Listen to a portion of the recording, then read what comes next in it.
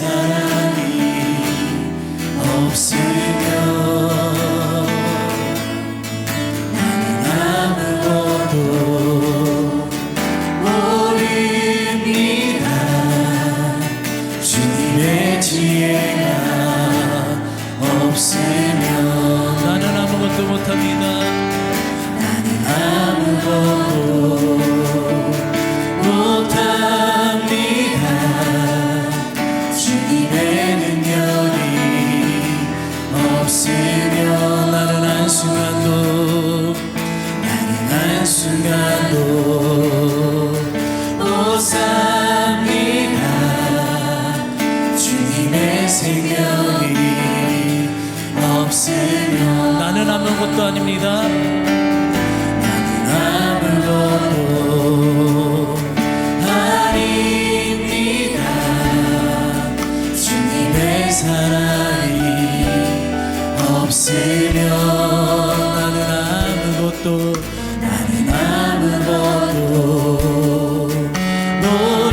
모릅니다.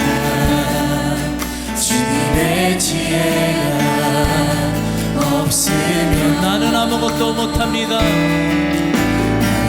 아무것도 못합니다. 주님의 능력이 없으면 나는 한순간도 못 삽니다. 주님의 생명이 없으면 이제 내가 사는 것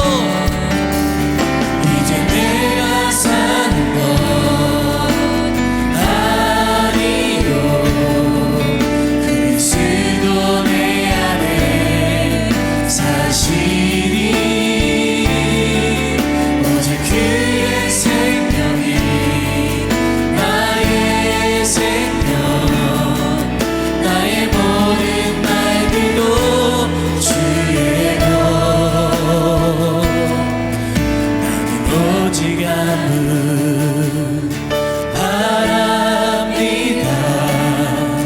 나의 아버지, 나의 구원, 나의 주. 나는 아무것도 아닙니다. 나는 아무것도 아닙니다. 주님의 사랑이 없으면 나는 아무것도 모릅니다.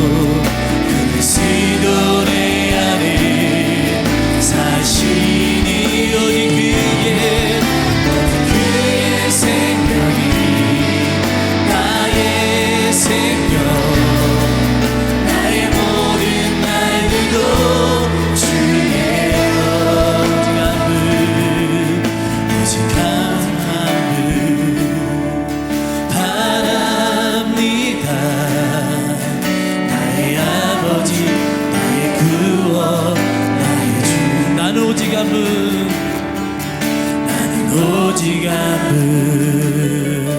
바랍니다 나의 아버지 나의 구원 나의 주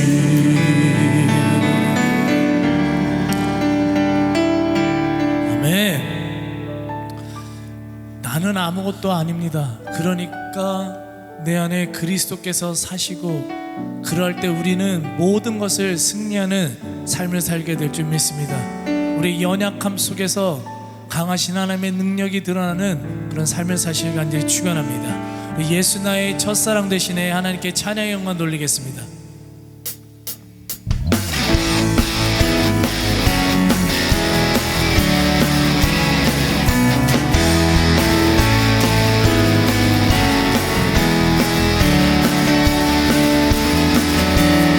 예수 나의 첫사랑 대신 내 첫사랑 지존자 대신 그리스도 예수 찬양하리 보좌 앞에 나의 삶을 향기로운 제사로 주께 드려지길 원하네 주만 바라보며 오직 주만 바라보며 나의 삶을 드리네 다른 길을 찾지 않으리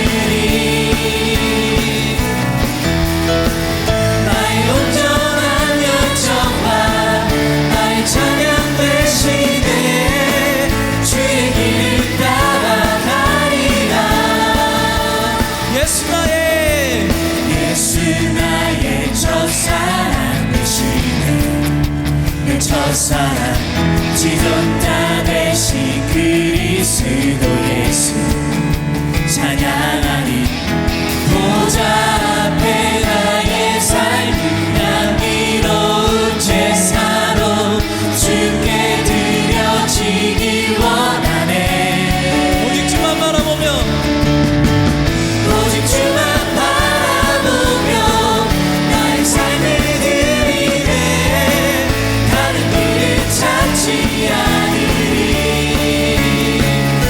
나의 온전한 열정과 나의 찬양 대신에 주의 길을 따라가리라 보좌 앞에 나의 삶이 보좌 앞에 나의 삶이 향기로운 제사로 주께 드려지길 원하네 보좌 앞에 보좌 앞에 나의 삶이 향기로운 제사로 주께 드려지길 원하네 다시 한번 믿음으로 선포합니다. 보좌 앞에 보좌 앞에 나의 삶이 향기로운 제사로 주께 드려지길 원하네 보좌 앞에 나의 삶이 보좌 앞에 나의 삶이 향기로운 제사로 주께 드려지길 원하네 오직 주만 바라보며 나의 삶을 드리네 다른 길을 찾지 않으리 나의 온전한 열정과 나의 찬양 대신에 주의 길을 따라가리라 오직 주만 바라보며 오직 주만 바라보며 나의 삶을 드리네 다른 길을 찾지 않으리 나의 온전한 열정과 나의 찬양 대신에 주의 길을 따라가리라 온 세상 창조주 온 세상 창조주 온 세상 구원자 모든 것 이기신 능력의 하나님 온 세상 온 세상 창조주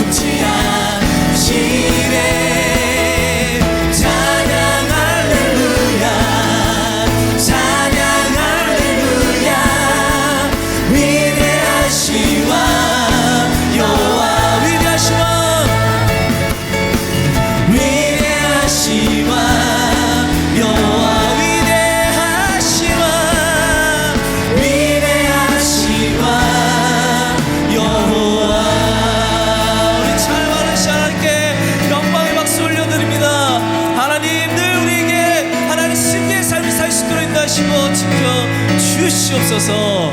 아멘.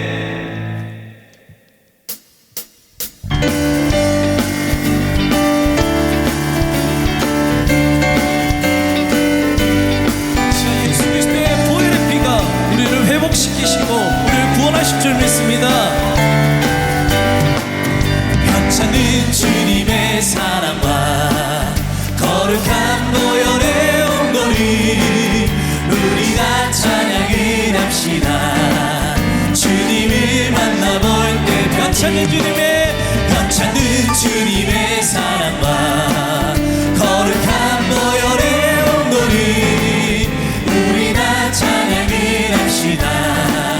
주님을 만나볼 때까지 예수는 우리를 깨끗게 씻어주시니 그의 피 우리를 눈보다 더 이게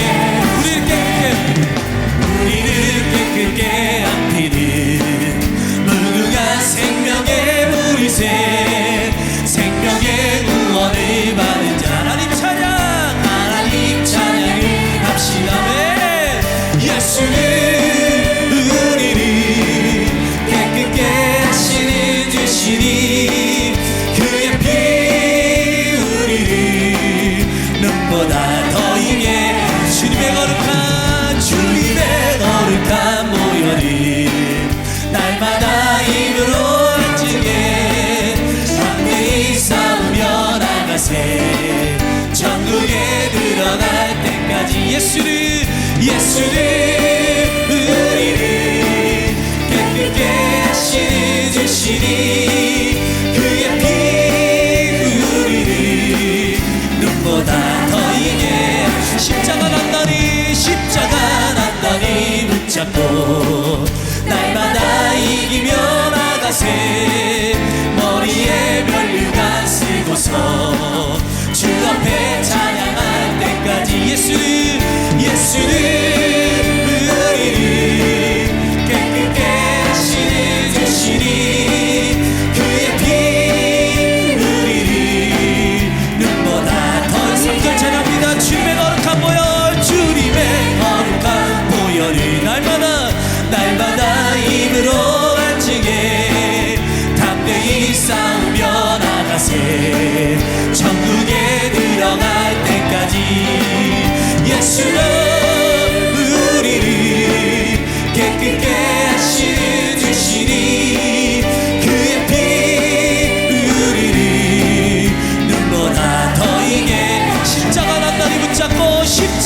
단단히 붙잡고 날마다 이기며 나가세 머리에 면류관 쓰고서 주 앞에 찬양할 때까지 예수는 우리를 깨끗게 씻어주시니 그의 피 우리를 눈보다 더 이게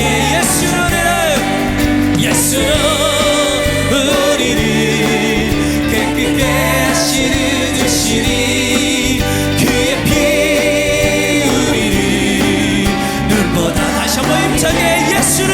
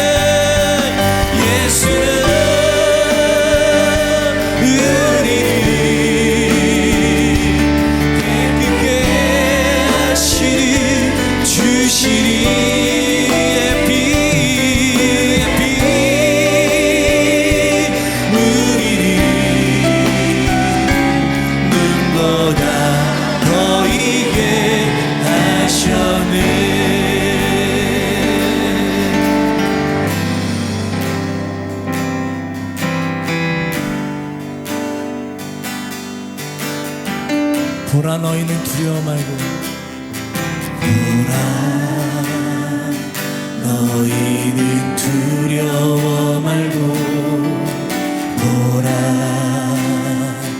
너희를 인도한 나를 보라 너희를 지치지 말고 보라 너희를 의원한 나를 너희를 치던 적은 어디 있느냐 너희를 억누르던 원수는 어디 있느냐 보라 하나님 구원을 보라 하나님 능력이 너희를 위해서 쌓으시니 주의 손을 보라 보라 하나님 구원을 보라 하나님 능력이 너희를 위해서 쌓으시니 주의 손을 보라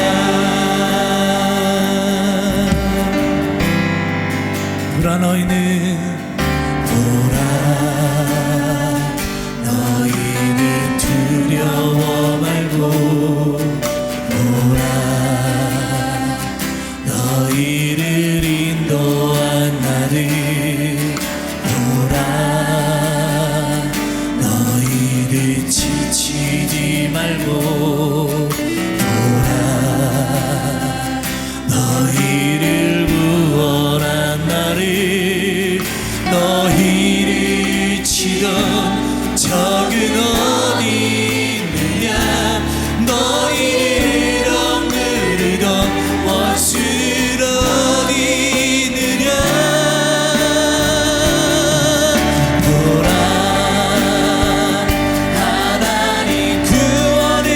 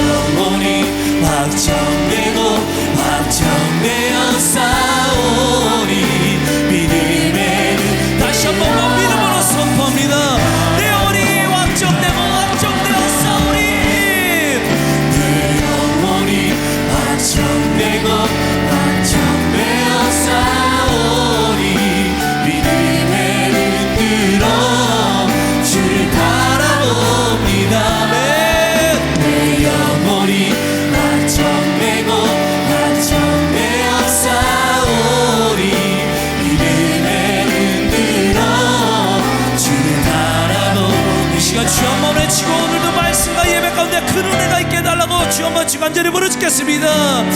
주여 하나님, 오늘도 주여. 오늘 주신 하나님 말씀 베드로전서 2장 1절에서 5절까지 말씀입니다.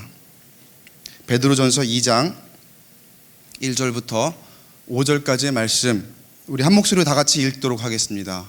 베드로전서 2장 1절부터 5절입니다. 시작. 그러므로 모든 악독과 모든 기만과 외식과 시기와 모든 비방하는 말을 버리고 갓난 아기들 같이 순전하고 신령한 젖을 사모하라. 이는 그로 말미암아 너희로 구원에 이르도록 자라게 하려 함이라. 너희가 주의 인자하심을 맛보았으면 그리하라. 사람에게는 버림바가 되었으나 하나님께는 택하심을 입은 보배로운 산돌이신 예수께 나아가 너희도 산돌같이 신령한 집으로 세워지고 예수 그리스도로 말미암아 하나님이 기쁘게 받으실 신령한 제사를 드릴 거룩한 제사장이 될지니라. 아멘. 여러분, 유진 피터슨 목사님을 아마 잘 아실 겁니다. 제가 개인적으로 아는 건 아니지만 한번 개인적으로 만나 뵙기를 원하기도 했었죠. 그런데 만남이 성사되지는 못했었고, 그의 저작을 통해서 그리고 그의 삶을 통해서 제가 목회적인 멘토로 삼는 몇 분 중에 한 분이십니다. 몇 달 전에 지난 10월에 하나님 품으로 가셨죠. 사람들이 기억하기를 그를 목사로 기억하고, 어떤 사람들은 그를 교수로 기억하고, 또 어떤 사람들은 그를 메시지 성경을 번역한 사람, 그리고 또 여러 가지 좋은 책들을 많이 쓴 그런 작가로 기억하기도 합니다. 그의 자서전을 보면 그렇게 많은 이름으로 자신이 기억이 되지만 이 유진 피터슨 목사님은 자신이 목사일 때, 목사로 불릴 때가 가장 행복했다, 이렇게 이야기를 하는 걸 보았습니다. 정말 많은 하나님께서 능력을 주시고 그런 달란트를 주셔서 여러 가지 수많은 역할을 해왔지만 그 중에서도 목사됨이 가장 의미가 있었고, 그리고 목사됨이 그의 근본이었다, 이렇게 고백하는 것을 제가 읽은 적이 있습니다.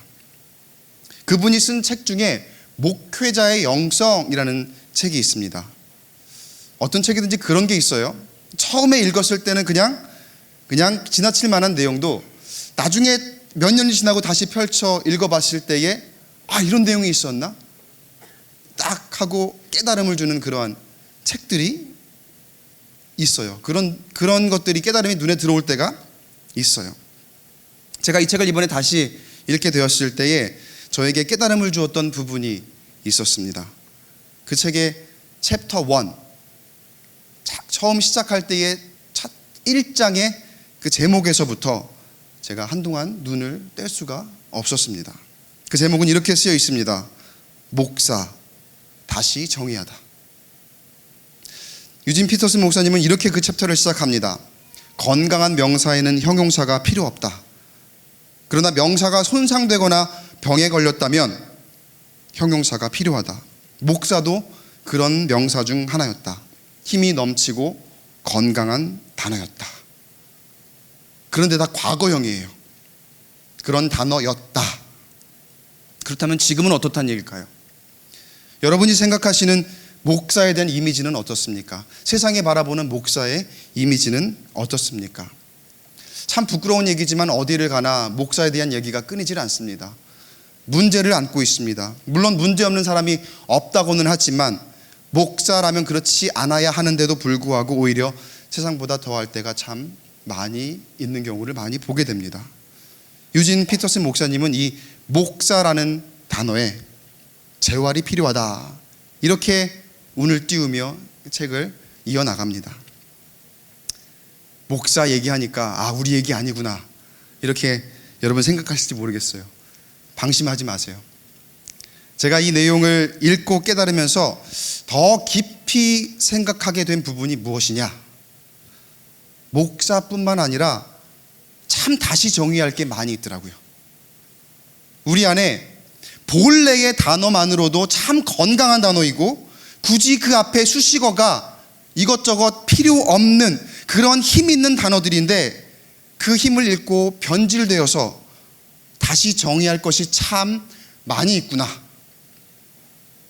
우리 신앙 여정 가운데에 참 쉽게 변질된, 또 변질되어 가고 있는 그런 개념들에 대해서 다시 정의해 보는 시간을 가져보고자 합니다.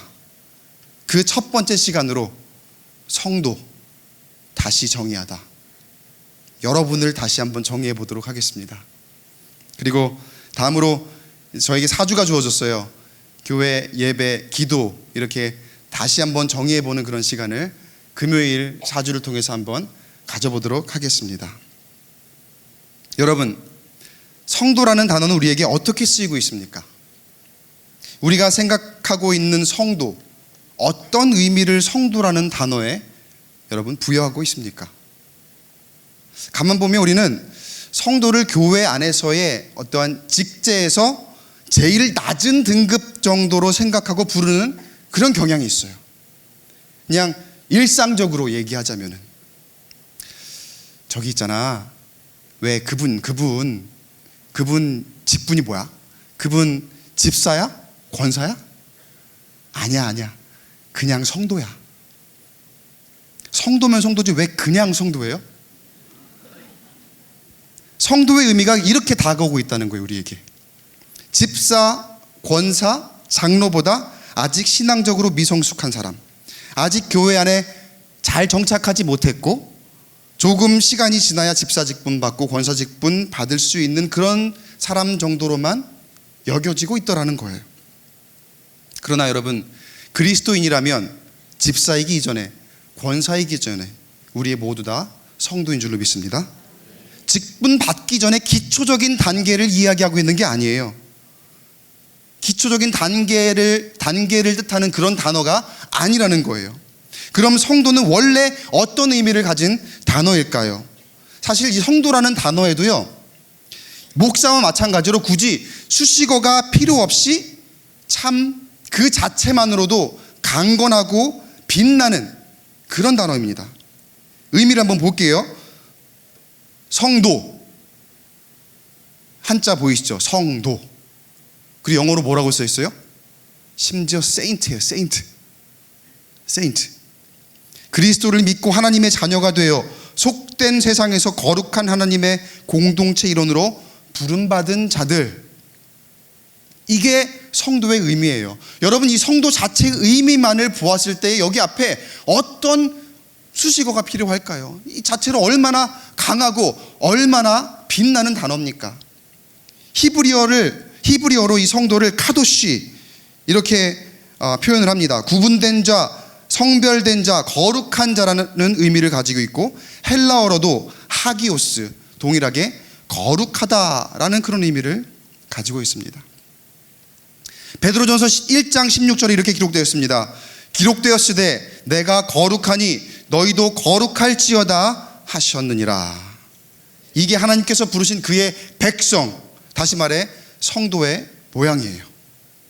그런데 우리가 주로 성도라는 단어 앞에 수식어로 붙이는 형용사 많이 붙이죠. 어떤 것들이 있습니까?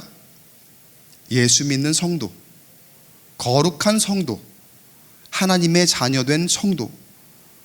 그런데요, 사실은 제가 방금 이렇게 수식어로 붙였던 이런 형용사들, 이런 수식어가 사실은 이 성도라는 단어 앞에 붙을 필요가 없다는 거예요. 왜요?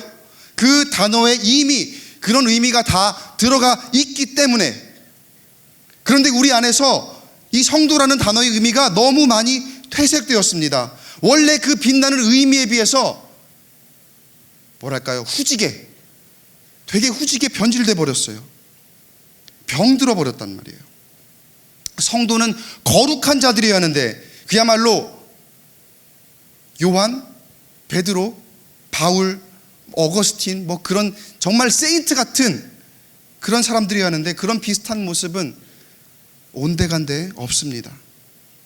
교회를 자랑하는 사람이어야 되는데 부끄럼 없이 자신을 드러내면서 교회를 대표할 수 있는 그러한 사람이어야 되는데, 요즘의 성도는 어떻습니까?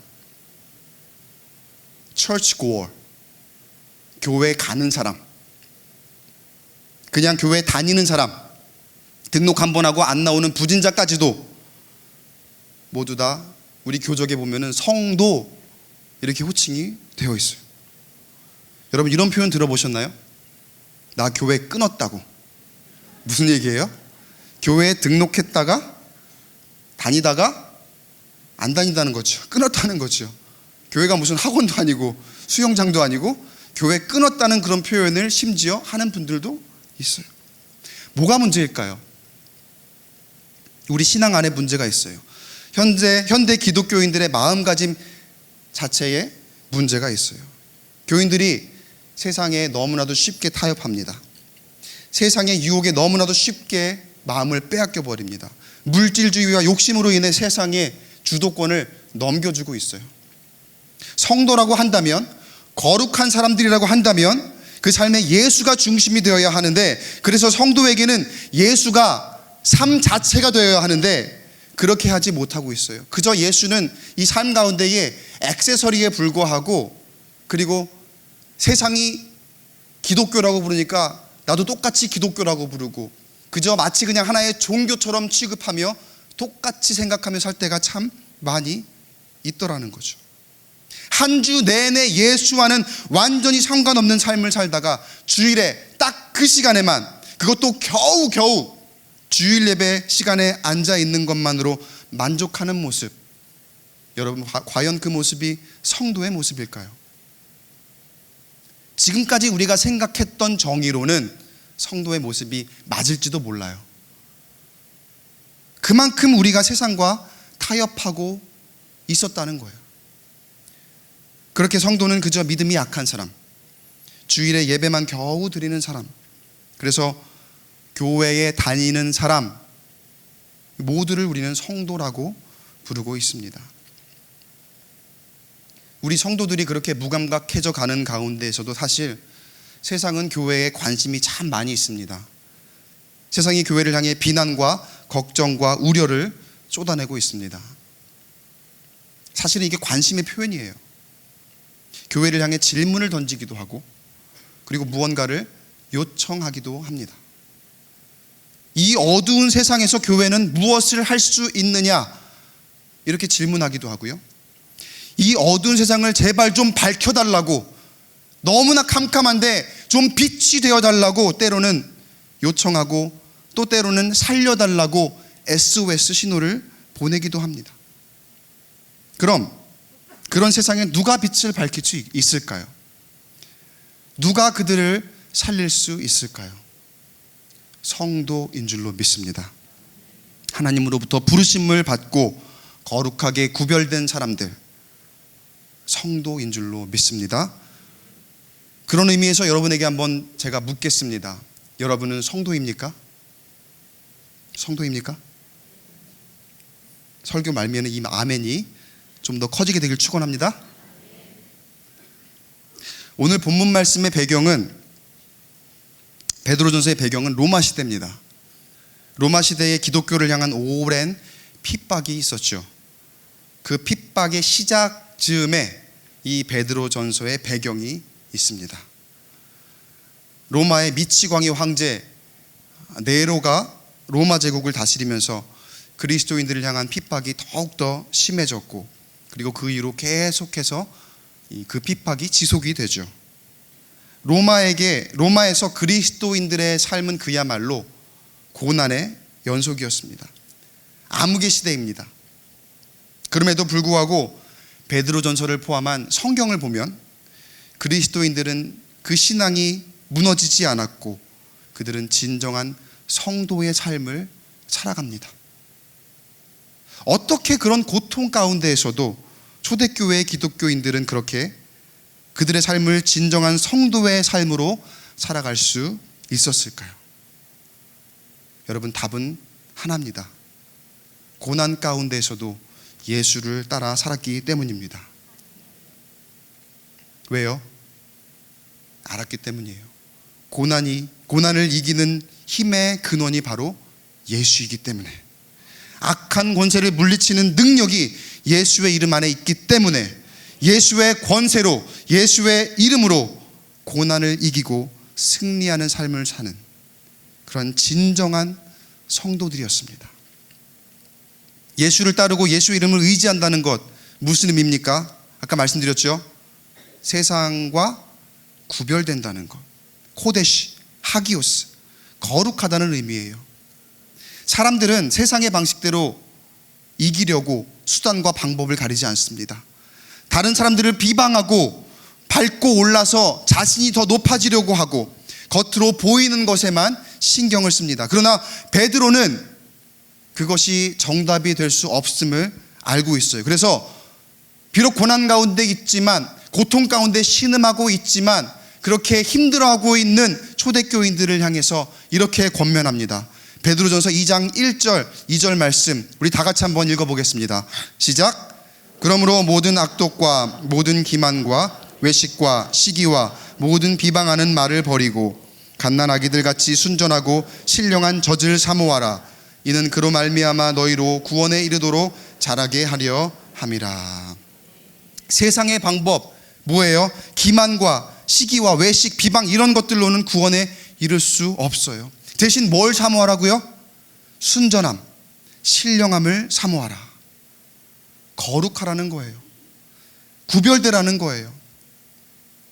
사도 베드로는 이렇게 권면합니다. 성도가 되어라. 거룩한 사람이 되어라. 또 5절에서 권면합니다. 너희도 산돌같이 신령한 집으로 세워지고 예수 그리스도로 말미암아 하나님이 기쁘게 받으실 신령한 제사를 드릴 거룩한 제사장이 될지니라. 거룩한 제사장이 되어라. 그런데 어떻게 거룩하게 됩니까? 중간에 뭐라고 나와요? 예수 그리스도로 말미암아. 여러분, 여기 성도가 되는 굉장히 중요한 의미가 담겨 있습니다. 성도가 된다는 것은 무엇입니까? 예수를 따라 사는 것인 줄로 믿습니다. 예수 그리스도로 말미암아 사는 것인 줄로 믿습니다. 그렇게 예수 그리스도처럼 구별되고 거룩함을 입는 그러한 모습인 줄로 여러분 믿으시기 바랍니다. 지금까지 제가 하는 얘기를 들으니까 어떤 생각이 드세요? 야, 이거 어려운데? 참 어렵죠? 야, 이거 내가 그동안에는 성도인 줄 알았는데 야, 나 이거 아닌가 보다. 어떡하냐? 이렇게 생각하시는 분들도 계실 것 같아요. 로마 시대에 박해를 직면한 기독교인들은 세 가지 부류로 나눠졌습니다. 첫 번째 부류는 박해에 굴복하여 그리스도를 떠나 변절한 사람들. 둘째 부류는 과감하게 박해에 맞서서 순교를 선택한 사람들. 세 번째는 박해를 피해 크고 작은 공동체를 모여서 숨어 지내며 신앙을 지켰던 사람들. 여러분, 이 세 부류 중에서 성도는 어떤 부류일까요? 1번, 변절한 사람들이다. 없죠? 2번, 순교한 사람들이다. 2번도 없어요? 3번, 숨어서 신앙을 지킨 사람들이다. 4번, 나는 귀찮다. 정답은 1, 2, 3번 모두 다 성도입니다. 아니, 목사님, 1번은 변절자들이라면서요. 그들은 성도의 자격이 없지 않습니까? 여러분, 여기에 복음이 있어요. 사실 사람이라면 누구나 실수를 하고 살아갑니다. 오늘 우리가 읽은 본문 말씀의 저자 베드로도 그래요. 실수했죠. 어떤 실수를 했습니까? 예수님을 3번이나 부인했죠. 변절자예요. 그렇지만 베드로는 결국 성도의 모습으로 찾아갑니다. 우리도 세상 속에서 같은 실수를 계속해서 반복하며 살아갑니다. 그런데 어느 누구에게나 찾아올 수 있는 그러한 실수 때문에 내가 성도가 될 수 없다면 우리가 하나님을 은혜의 하나님이라고 할 수 없겠죠. 아까 제가 성도에 대해서 쫙 얘기하고 나니까 이게 어려운 것 같은데 이렇게 생각하셨던 분들, 이게 좀 안심이 되시나요? 베드로도 예수님을 부인했지만 그러한 가운데에서 다시금 성도의 자리로 되돌아올 수 있었기에 여러분, 우리에게 하나님 주시는 은혜로 말미암아 우리를 성도로 부르시는 줄로 여러분 믿습니다. 문제는 그 다음입니다. 그 실수 후에 누구나 저지를 수 있는 그 실수 후에 그 후에도 계속 세상과 타협하며 예수를 부인한 상태로 살아갈 것인가? 아니면 돌이켜서 세상에 굴복하지 않고 이기는 자의 삶을 살아갈 것인가? 사랑하는 성도 여러분, 혹 우리가 실수를 범한 상태라면, 그 상태로 이 자리에 나온 분들이 계시다면 이 시간을 통해 돌이키는 심령 되시길 주님의 이름으로 축원합니다. 그래서 진정한 성도로 거듭나길 주님의 이름으로 축원합니다. 우리가 살아가는 현실을 한번 살펴봅니다. 어쩌면 누군가에게는 로마 시대의 박해보다도 훨씬 더 힘든 고통스러운 그런 고난 가운데 있는 사람들도 있을 거예요. 그에 비할 것은 아니더라도 사실 우리의 삶은 고난의 연속입니다. 그런데 여러분, 고난은요, 우리 성도에게 있어서 피할 수 없는 현실입니다. 어째서 그렇습니까? 우리가 세상 속에 살고 있기 때문에. 아까 성도가 된다는 것은 예수를 따라 사는 것이고 구별된 것이라고 했는데, 그럼 구별된 예수님이라고 사람들과 떨어져 살았습니까? 아니죠. 예수님도 세상 속에 같이 섞여서 살았고 세상 속에 거하면서 사람들과 어울려 살아가셨죠. 그런 세상에서 필연적으로 겪는 것이 뭐라고요? 고난이라고요. 예수님도 그렇게 세상 가운데에 속해 살면서 고난 가운데에 거하셨지만, 사람들에게 박해를 당하고 고난을 당하셨지만, 그럼에도 불구하고 구별되시고 거룩한 모습으로 살아가십니다. 그 예수님을 따르는 것, 거룩한 모습으로 살아가는 것, 그게 우리 성도의 모습이고 사명인 줄로 믿습니다. 베드로전서 1장 6절을 봅니다. 그러므로 너희가 이제 여러 가지 시험으로 말미암아 잠깐 근심하게 되지 않을 수 없으나 오히려 크게 기뻐하는도다. 여러분, 여기 베드로전서 1장 6절에서 표현하는 이 모습이 사실 우리의 모습이에요.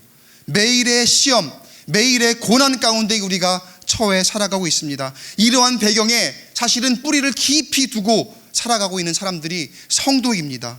예수님도 동일한 배경에 삶의 뿌리를 두고 살아가셨습니다. 또 2장 4절을 보세요. 사람에게는 버림바가 되었으나 하나님께는 택하심을 입은 보배로운 산돌이신 예수께 나아가. 예수님이 어떻게 되셨다고요? 사람에게는 버림바가 되었다고요. 사람들에게 철저하게 버림받으셨습니다. 배신당하셨고 비난당하고 조롱당했습니다. 이보다 더한 고통이 어디 있겠습니까? 이보다 더한 고난이 어디 있겠습니까? 그러나 하나님께는 택하심을 입은 줄로 믿습니다. 이게 세상과 타협하지 않은 구별됨이에요. 이게 거룩함이에요. 예수님의 이 모습, 우리 성도가 따라야 할 모습이고, 그리고 그를 따라 거룩하게 구별되어야 하는 줄로 여러분 믿으시기 바랍니다. 초대교회의 모든 성도들이 그렇게 살았습니다. 어렵고 힘들고 고되고 고통스럽지만 그게 현실이거든요. 벗어날 수 없는 현실이거든요. 세상 가운데 내가 살고 있는 세상이 그런 세상이니까 어쩌겠어요. 그게 그게 현실이니까. 그런 고난 가운데에 살아갔지만, 그러나 그들도 그렇고 지금 현세에 우리의 고난 가운데 살고 있는 우리 성도들 또한 우리 주님의 부활의 능력으로 그 모든 환난을 이기게 되는 줄로 믿습니다. 그런데 우리는 보세요. 환난 없이 예수를 만나려 하고 고난 없이 부활을 기대하려 하고 아픔과 애통 없이 승리를 얻고자 할 때가 얼마나 많습니까? 여러분, 사실은 예배에 나오는 것 자체가 고난이죠. 참 힘들어요. 새벽 기도뿐만 아니라 예배에 나오는 것, 그 시간 자체가, 내는 것 자체가 사실은 고난이에요. 기도하는 시간 자체가 고난이기도 해요. 그런데 과거에 우리 믿음의 선배들 한번 보세요. 기도하려면 어떻게 했습니까? 무조건 무릎 꿇고 기도했죠. 저도 사실 이 무릎 꿇는 게 굉장히 불편하다 못해 굉장히 고통스러워하는 그런 부류 중에 한 명인데, 그 무릎 꿇고 기도하는 것, 그리고 어쩌면 고통을 감수하는 것, 그게 사실은 어떻게 보면 우리 성도들이 겪어야 할 고난의 상징과도 같은 거거든요. 예배와 기도 안에 사실은 그러한 요소들이 들어가 있어요. 전통적인 예배 같은 걸 보면은 일었다가 일어섰다가 앉았다가 일어섰다가 앉았다가 막 그렇게 저는 2시간 예배 드리는데도 본 적이 있거든요. 그게 어떤 의미가 그 안에 담겨 있느냐, 예배 가운데에 그러한 고난이 수반되기도 하고 그러한 고통을 함께 나누는 그러한 모습들이 거룩함 안에, 경건함 안에 담겨 있더란 거죠. 예배와 기도가 사실은 그런 거예요. 제대로 예배하려면, 제대로 기도하려면 그게 사실은 참 쉽지 않아야 하는 게 맞거든요. 근데 우리는 어떻습니까? 저는 이렇게 우리 빨간 의자, 이 의자처럼 편한 좌석의 예배당을 본 적이 없어요. 그런데 이렇게 편하게 예배드리는 자리에 나오는 것조차 얼마나 우리는 힘겹습니까? 세상의 일이 우선이고 그 일 때문에 예배를 지키는 것이 뒤로 밀리는 때가 얼마나 많이 있습니까? 만약에요, 여러분이 성도다운, 정말 성도예요. 만약이 아니라 여러분 그런 줄 믿습니다. 근데 가정을 해볼 때 여러분이 성도예요. 그래서 세상과 구별되게 거룩한 습관을 가진 그런 사람들입니다. 그래서 여러분들이 한 사람 한 사람 다 내 삶의 가장 우선순위를 가져다가 예배 시간, 기도 시간, 그리고 말씀 보는 시간들을 다 우선순위로 정해 놓으셨죠? 그렇게 가정 안 해도 되죠? 그렇게 하신 줄로 믿습니다. 예배 시간, 기도 시간, 그리고 말씀 보는 시간을 다 우선순위로 정해 놨어요. 그렇게. 그런데 누군가가 와서 여러분에게 약속 시간을 잡고 싶어 합니다. 그때 그 시간이 마침 여러분이 기도하려고 정해놓은 시간과 이게 중복이 돼요. 딱 중첩이 돼요. 그때 여러분이 만약에 그 시간은 제가 기도해야 되는 시간입니다, 이렇게 반응을 하신다면 그 상대방이 어떻게 나올까요? 아마도 그 기도는 나중에 되지 않나요? 그렇게 아마 나오지 않을까요?